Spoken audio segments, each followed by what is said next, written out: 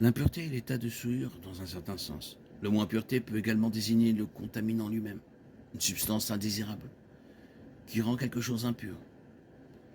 Les concepts de pureté et d'impureté sont importants dans la présentation de la sainteté dans la Bible.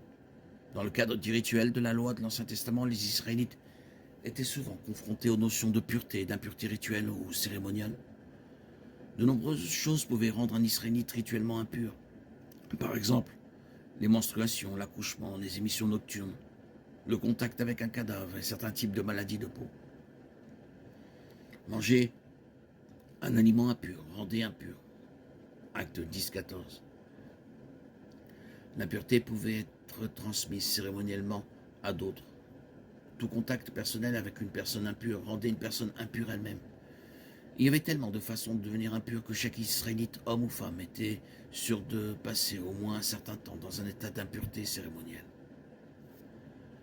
Quand quelqu'un avait une impureté rituelle et était déclaré impur, il était séparé de la communauté et n'était pas autorisé à adorer au temple pendant la période d'impureté ou d'impureté.